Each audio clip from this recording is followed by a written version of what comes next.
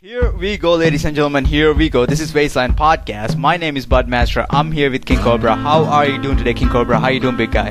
I'm doing good, Budmaster. How are you, and how was your week?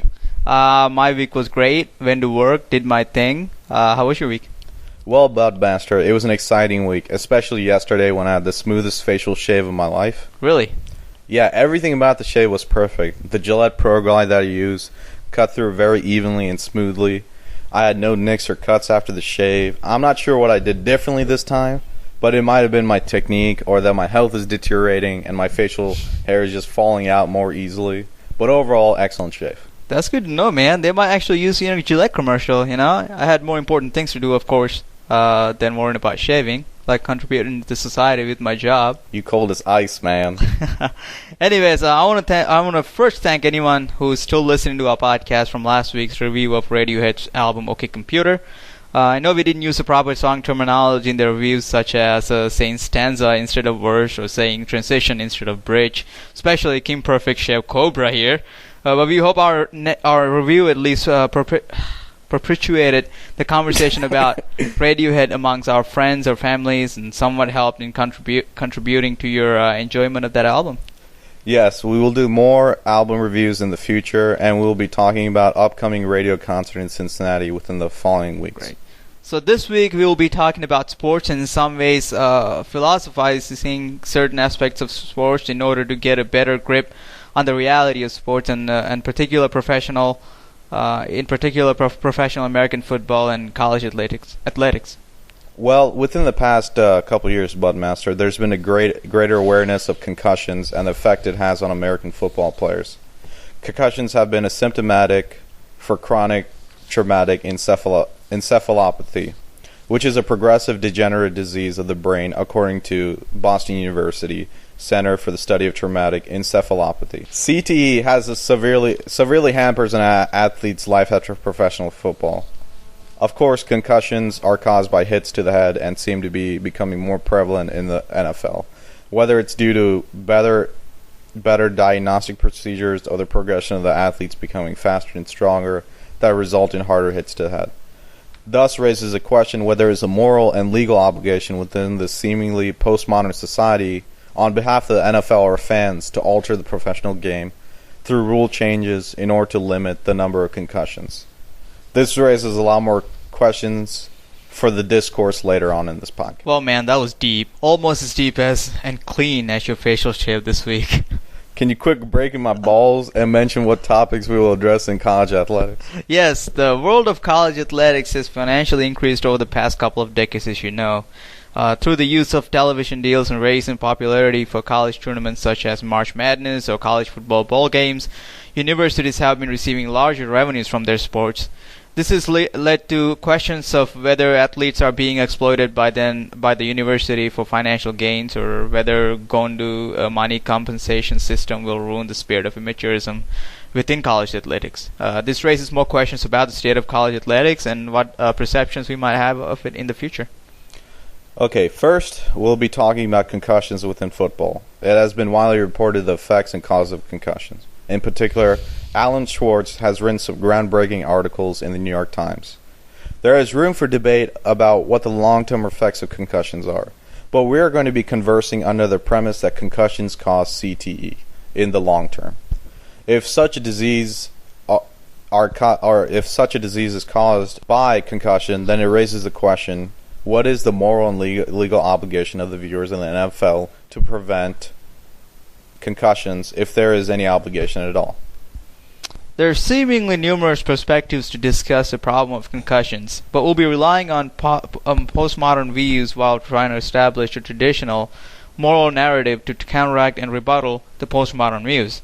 First, we have to establish how we tend to view sports within the postmodern world. This is our interpretation of the world, and we were heavily influenced by literature of Francis Lyotard, a postmodern philosopher.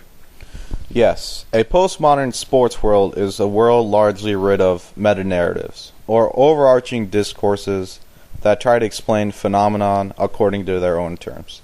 Thus, there is no need for football narratives for players to play in the NFL, and largely the actions of the players are dictated by money or capital. There are no overarching narratives for fans to watch as well. Fans might have to watch, or fans might watch for a whole host of reasons, whether it's entertaining or for love of the sport. Most importantly, we need to look at the players' needs and their postmodern role within the game. Yes, essentially American football, like any other sport, seems to have its own arbitrary rules for for that particular game. The rules for football seems to lead to more concussions. In a postmodern view of the sport, one might say then since the football players agreed to the rules of the game and participate in it, they have to deal with the side effects of concussions and bodily harm as well. The players' actions to agree to the rules of game is largely dictated by money. As much as players say they love the game, if they weren't financially compensated for the game, they would not play in a professional level. Thus it seems there is no obligation on behalf of fans or for NFL to reduce the number of concussions because players have agreed to the rules and are compensated with money.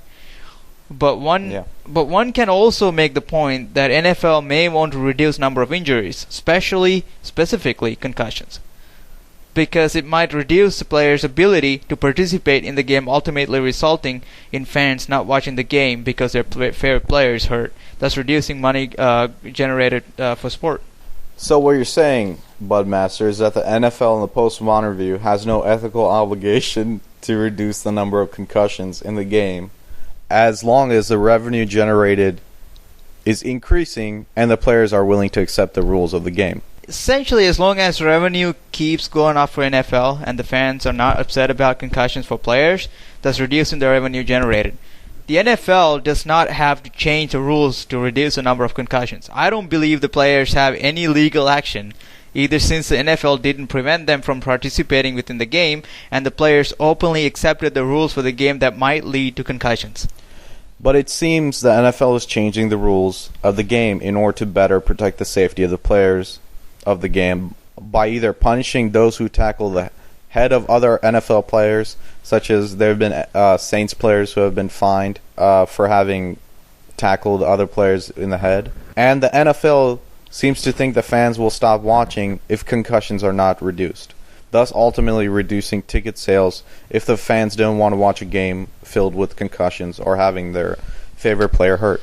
Well, a postmodern world might say that is stupid. The NFL doesn't have to reduce the number of concussions as long as revenue keeps going up. If fans like watching the physicality and dissent created from a game that causes concussions, then they will keep paying to watch the game.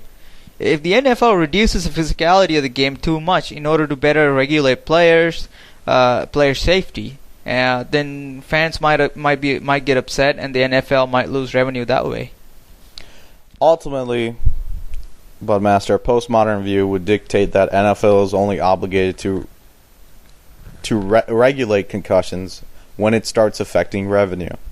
The NFL has to find the balance between protecting what the fans find physical about the game and what players fans want to watch, because that's ultimately what dictates viewership revenue. Yes, a more traditional moral view would be that regardless of the revenue, the NFL and the fans have an obligation to protect players in the game because we have to live by the transcendent notion of compassion and welfare of the other human beings. Well, if that were the case, Budmaster, then the NFL would be a touch football league and every game would look like the Pro Bowl game, since everything would be regulated not to cause physical harm. It seems then that the NFL does at times genuinely care about the player's health in a traditional more sense by trying to create new rules to prevent concussions. I see Roger Goodell having new conferences and talking about the importance of player safety. But ultimately it seems that their actions are largely dictated by money, and the NFL doesn't want to change the game to the extent that it affects viewership and decrease revenue in order to reduce concussion, because it seems that we live in a postmodern sports world. Well, we're not trying to create a false dilemma in saying that these are the only perspectives that can be presented in discussing NFL and concussions or player safety. But we felt these are the philosophical perspectives that we find most interesting. That was some heavy dose of NFL. Yeah. Now to discuss the whole notion that whether college athletes in general should be paid for playing sports, and whether paying college athletes and specifically, would ruin the amateurism of college athletics. Yeah, we would define amateurism of college athletics as having an athlete play that particular sport for the university just for notion of sportsmanship, love for the sport and university while fulfilling the responsibilities. Essentially, the athlete plays without any financial compensation. Obviously, there is something pure and authentic about amateurism, just for the love of the game. I would say, of course, an athlete's motives to play college sports could also be that they are provided with a scholarship, which is another stream of capital or revenue. But in large part, my perception of amateur college athletics is that the athlete is not motivated by fame or money, but instead by love of the game or love of the university. Yeah, nowadays college athletics has become a billion-dollar industry for the universities, and an argument can be made that college athletes are not being fairly compensated for the amount of college athletes are making. Yes, a perspective of viewing college athletics as a median for transcended notions of amateurism would dictate that college athletes are being fairly compensated through scholarships that pay for tuition, food, and books. Also, by having a system that pays athletes, it would ruin the entire state of amateurism because athletes would purely play for money instead of for the love of the game. The universities that receive the money are putting it back into the university and not using it for any profitable means other than the university. Well, on the other hand, one could say college administrators and coaches are ruining the amateurism and being paid a greater share than the athletes. Also, by generating so much revenue, it seems that college athletes have already been corrupted in sense athletes are having certain advantages such as tutors that essentially help them pass tests or being enrolled in easier classes. The academic part of athletes has been compromised in order to have them more prepared for the sport instead of education. Since college athletes or college athletics has already been corrupted, perhaps we can create a system in which we pay the athletes like professionals and then they play on behalf of the university. This removes all hypocrisy of the college athletics and will also kill amateurism in sports. Well, it seems if people want to keep the notions of amateurism alive, then athletes should not be paid. If an athlete feels they are not fairly compensated, then a university should not stop an athlete from pursuing other means to get money, such as playing in a professional amateur league instead of at a university. But there is one thing we can help college athletes with.